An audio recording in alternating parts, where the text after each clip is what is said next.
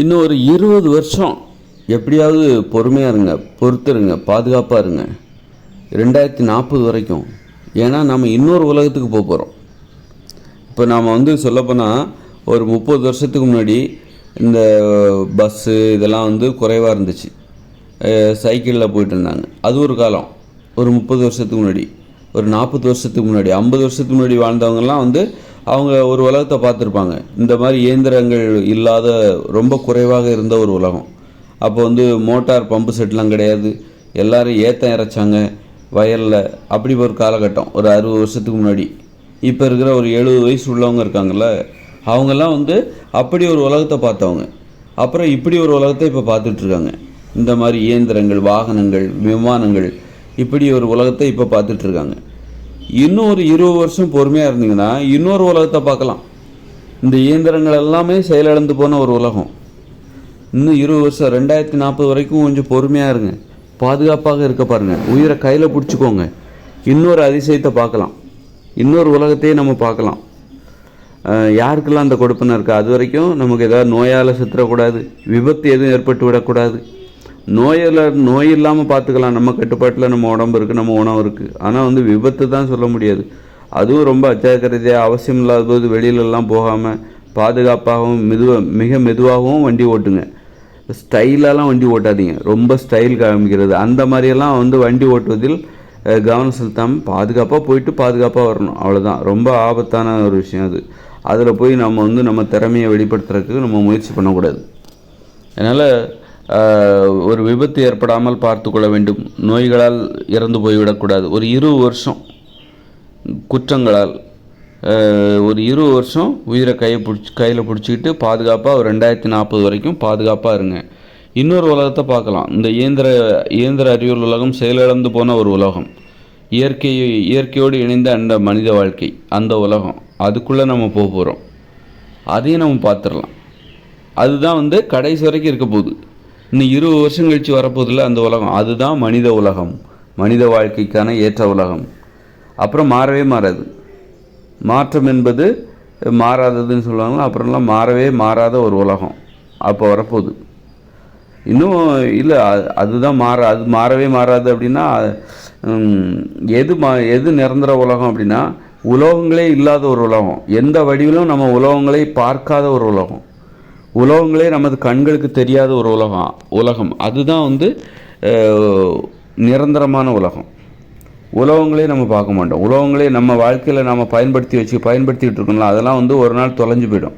இந்த உலகத்திலிருந்து நாம் எடுத்துக்கொண்டு செல்கிற உலோகங்கள் தான் கத்தி, அருவாய், ஈட்டி, கடப்பாரை, அப்புறம் உலோகங்களால் ஆன ஒரு பொருளை நம்ம இந்த சட்டிப்பானை, அண்டா, டபரா, அப்புறம் ஸ்டீல் வட்டா, இப்படி நம்ம இங்கேருந்து எடுத்துகிட்டு போவோம் அந்த உலகத்துக்கு. இன்னும் 2040க்கு பிறகு வரப்போகிற அந்த இயற்கையோடு இணைந்த மனித வாழ்க்கைக்கு நாம் இங்கேருந்து நிறைய உலோகங்களாலான பொருட்களை எடுத்துகிட்டு போவோம். கத்தி, ஈட்டி, அதெல்லாம் ஒரு நாளைக்கு காணாமல் போயிடும், தொலைஞ்சு போகும். அவ்வளோதான். இதுக்கு மேலே இதை பயன்படுத்த முடியாது அப்படின்னு சொல்லி தூக்கி போட வேண்டிய நிலைமை வரும்.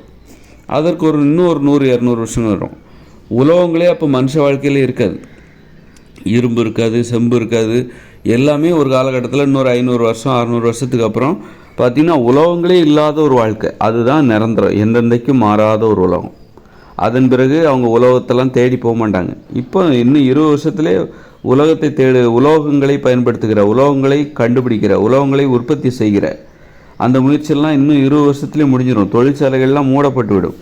அதற்கு பிறகு அதுபோன்று ஒரு முயற்சியை இன்னும் கொஞ்சம் அடுத்து வருகிற ஒரு 20 வருஷத்துக்கு ஏதாவது முயன்று கொண்டு இருப்பார்கள். இருக்கிற இரும்புகளெல்லாம் சூடு பண்ணி காய்ச்சி உலோகங்களை செஞ்சிட்ருப்பாங்க. இந்த தண்டவாளம்லாம் இருக்குல்ல, ரயில்வே தண்டவாளம், அதெல்லாம் சும்மா கிடக்கும். அந்த இரும்பு நல்ல வலிமையான இரும்பு, துருப்பிடிக்காது அவ்வளோ ஈஸியாக. அதெல்லாம் என்ன பண்ணுவாங்க, வெட்டி எடுப்பாங்க. நல்ல நெருப்பு போட்டு பற்ற வச்சு துண்டு துண்டாக வெட்டி எடுத்துகிட்டு அவங்க இடத்துக்கு எல்லோரும் பாருங்கள், தண்டவாளத்தெல்லாம் உருவி எடுத்துகிட்டு போயிடுவாங்க. ஒரு தண்டவாளம் இருக்காது. இந்த இயந்திர அறிவியல் உலகம் செயலிழந்த உடனே இந்த தண்டவாளங்கள் இருக்குல்ல, அதெல்லாம் என்ன பண்ணுவாங்க, கட் பண்ணி, அதை எப்படி கட் பண்ணுமோ கட் பண்ணி எடுத்துகிட்டு போயிடுவாங்க. எடுத்துகிட்டு போய் அதை ஆயுதங்களாக மாற்றுவாங்க, கருவிகளாக மாற்றுவாங்க. ஏன்னா அதை வச்சு விவசாயம் பண்ணலாம். ஆனால் ரொம்ப கஷ்டமான விஷயந்தான். அவ்வளோ தண்டி அதை வச்சுட்டு எப்படி வேலை செய்ய முடியும் அப்படிங்கிற ஒரு கேள்வியும் இருக்குதான். ஆனால் அப்படி ஒன்று இருந்ததுன்னா நல்லது தானே, பயன்படுத்திக்கலாமே அப்படின்னு சொல்லிட்டு அதில் அதை என்ன பண்ணுவாங்க, நல்ல நெருப்பில் காட்டி பட்டையாக மாற்றி அதுலேருந்து அருவா கத்தி எல்லாத்தையும் செய்வாங்க.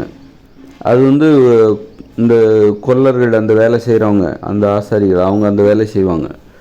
அந்த வேலை செஞ்சு கத்தி அருவாளாக மாற்றி கொடுப்பாங்க. தண்டவாளத்தை வெட்டி கூறு போட்டு அது மாதிரி ஆளுக்கு சொந்தம் உனக்கு ஒரு கத்தி அருவா அப்படின்ட்டு அது நல்ல ஒரு உலோகம். தண்டவாளத்தை எல்லாத்தையும் உலகத்தில் எங்கேயுமே தண்டவாளம் இருக்காது, எல்லாத்தையும் பிடிங்கிட்டு போயிடுவாங்க மக்கள். எப்போ 2040 இந்த இயந்திர அறிவியல் உலகம் செயலிழக்கும் போது இந்த உலகத்தில் நடைபெறுகிற காட்சிகள் இதுலேயும் ஒன்று. எங்கெல்லாம் உலகங்கள் இருக்குது, எங்கெல்லாம் இருக்குது, அதான் உலகங்கள் ரொம்ப அதிசயமான பொருளாக பார்ப்பாங்க. ஜன்னல் கம்பி அதெல்லாம் ஒரு கருவி. அதெல்லாம் எல்லாருமே ஆளுக்கு ஒரு கம்பியை எடுத்துகிட்டு நல்ல தடிமனாக கம்பியாக இருந்தால் நல்லாயிருக்கும். ஏன்னா ரொம்ப நாளைக்கு அது துருப்பிடிக்காமலும் இருக்கணும். எவ்வளோ நாள் வருதோ அவ்வளோ நாள் தான் அந்த மனித வாழ்க்கையில் உலகங்கள் இருக்கும். அதன் பிறகு உலகங்கள் மனித வாழ்விலிருந்து விடைபெற்றுவிடும். கண்டிப்பாக இன்னொரு 500 வருஷத்துக்கு கூட உலகங்கள் நாம் சேர்த்து வச்சுருக்கிற உலகம் தான் நம்ம மனுஷங்கிட்ட இருக்குமே தவிர, இன்னும் 20 வருஷம் கழிச்சு 2040 அப்புறம் யாரெல்லாம் யாரும் போயிட்டு இந்த உலகங்களை உற்பத்தி பண்ணிகிட்டு இருக்க மாட்டாங்க. இருக்கிற உலகங்களை வச்சுக்கிட்டு அவங்க அதை பயன்படுத்திகிட்டு இருப்பாங்க.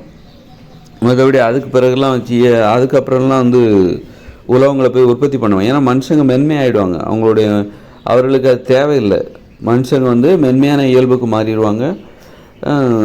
அப்புறம் மனித நிலையில் முழுமையடைந்த இனிமே பிறக்கிற அந்த தலைமுறையினர் இருக்காங்களா, அவங்க கடினமான வேலைகளை செய்ய மாட்டாங்க. பிற உயிரினங்கள் பாருங்கள், ஒரு குதிரையாக இருந்தாலும் அது ஓடும் நடக்கும், அவ்வளோதான் செய்யும். அதுக்கு நிறைய வலிமை இருக்குது. அது ஒரு யானையை பாருங்கள், அதுக்கு நிறைய வலிமை இருக்குது. அது என்ன பண்ணும், ஓடும் நடக்கும், அவ்வளோதான். வேறு என்ன பண்ணும், ஒன்றுமே செய்யாது. இதுதான் மனித வாழ்க்கை. குனிஞ்சு நிமிந்து எளிதான வேலைகளை செய்வாங்க, நடப்பாங்க, ஓடுவாங்க, விளையாடுவாங்க, ஆடுவாங்க, பாடுவாங்க. அந்த மாதிரி கஷ்டப்பட்டு முரட்டுத்தனமாக வேலை செய்கிறதெல்லாம் அது முடிவுக்கு வந்தாச்சு. அதான் அந்த முடிவுங்கிறது எதனால் ஏற்படுது, அது மூளையின் செயல்பாட்டில், மனம் என்னும் செயல்பாடு. மனசில் தொடர்ச்சியாக எண்ணங்கள் வந்துக்கிட்டே இருக்குல்ல, அதெல்லாம் நின்று போச்சு. அதெல்லாம் நின்றுவிடும் இனிமேல் பிறக்கிற குழந்தைகளுக்கு. எண்ணங்களுக்கு, நினைவுகள், கனவுகள், இதுக்கெல்லாம் நிறைய இடைவெளி வரும். ஒரு எண்ணங்கள் வந்ததுன்னா அப்புறம் நிறைய இடைவெளி, அப்புறமா ஒரு நினைவுகள் வரும், அப்புறமா நிறைய இடைவெளி, அப்புறமா ஒரு சிந்தனை, யோசனை, இப்படி நிறைய இடைவெளி அதில் வந்துவிடும். அதனால் தொடர்ச்சியாக இவர்களால் கஷ்டப்பட்டு உழைக்க முடியாது, முரட்டுத்தனமாக உழைக்க முடியாது. ஏன்னா எண்ணங்கள் இன்றைக்கி தொடர்ச்சியாக எண்ணங்கள், கனவுகள்லாம் வந்துட்டு இருக்கிறதுனாலே அவங்க என்ன பண்ணுறாங்க, கஷ்டப்பட்டு அந்த எண்ணங்கள் உழைக்குதுன்னு அர்த்தம். மனசோட கடின உழைப்புன்னு அர்த்தம். வேறு வழியில் எல்லாருமே எல்லாருடைய மனசும் கடினமாக உழைக்கிறது எந்த அர்த்தம். தொடர்ச்சியாக உழைச்சிக்கிட்டே இருக்குது, தொடர்ச்சியாக எண்ணங்கள், கனவுகள் வந்துக்கிட்டே இருக்குது, ஓய்வு இல்லாமல் உழைத்து கொண்டே இருக்குது. அதுதான் மனுஷங்க முரட்டுத்தனமாக உழைப்பதற்கு காரணம். அப்போ அப்படி இருக்கும்போது மனசுலேயே அந்த ஓய்வு வந்துடும்போது உடம்புலையும் ஓய்வு வந்துடும், மனித வாழ்விலும் ஓய்வு வந்துவிடும். மனதில் ஏற்படுகிற அந்த ஓய்வு இருக்குல்ல, ஒரு எண்ணம் வரும்போது கொஞ்சம் நேரம் கழித்து ஒரு எண்ணம் வரும், அப்புறம் கொஞ்சம் நேரம் கழித்து ஒரு நினைவுகள் வரும், ஒரு யோசனை கொஞ்சம் நேரம் கழித்து தான் வரும், ஒரு 10 நிமிஷம் கழித்து.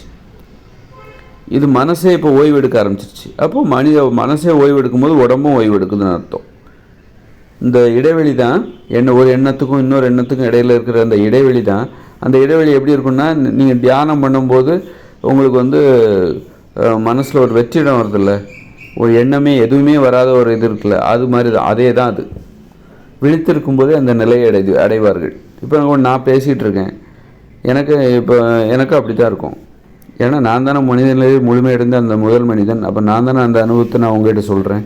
எனது அனுபவத்தை வச்சு தான் நான் அது எப்படி இருக்குன்னு நான் உங்களுக்கு சொல்கிறேன். இனிமேல் பிறக்கிற குழந்தைங்களுக்கு அப்படி எப்படி இருக்குங்கிறத நான் சொல்கிறேன். அப்போ மனமே ஓய்வு எடுக்க ஆரம்பிச்சிருச்சு.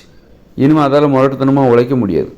அப்போ அந்த மனசு ஓய்வு எடுக்கும்போது உடம்பு ஓய்வு எடுக்க ஆரம்பிச்சிருது. எளிமையாகத்தான் இனிமேல் மனம் உழைக்க முடியும், அப்போ உடம்பும் எளிமையாக தான் உழைக்க முடியும். அப்போ மனித வாழ்வும் கண்டிப்பாக கடினமாக இருக்காது, எளிமையாகத்தான் இனிமேல் மனுஷங்க வாழ முடியும். அதனால் இன்னொரு 20 வருஷம் பொறுமையாக இருங்க. ஒரு 2040 வரைக்கும் எப்படியாவது உயிரை கையில் பிடிச்சிட்டு இன்னொரு உலகத்தை நீங்கள் பார்த்துடலாம். இந்த உலகம் போக இன்னொரு உலகம், அதான் நிரந்தர உலகம்னு நான் அது சொல்ல மாட்டேன். உலகங்களே இல்லாத ஒரு வாழ்க்கை இருக்குல்ல, உலகங்கள் இப்போ நாம் சேர்த்து வச்சுருக்கிற உலகங்கள்லாம் காணாமல் போயிடும், தொலைச்சிருவாங்க மக்கள். பெரிய வெள்ளம் வரும், உயிரை கையில் பிடிச்சிக்கிட்டு உயிர் பொழைச்சா போதும்னு இருப்பாங்க. பெரிய புயல் வெள்ளம் வரும், வீடு குடிசைகள்லாம் அடித்து பிறண்டு ஆற்றோடு போகும், அதில் போயிடும்.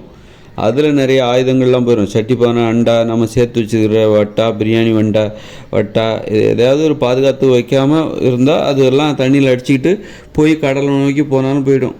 இப்படி மனித வாழ்வில் இருந்து நாம் சேர்த்து வைக்கிற உலோகங்கள் காணாமல் போவதற்கு நிறைய வாய்ப்பு இருக்குது. அப்புறம் ஒரு நாள் காணாமல் போயிடும். ஒரு நாள் மனித வாழ்வில் உலோகங்களே இல்லை. உலோகங்கள்னா என்னன்னு கேட்பாங்க.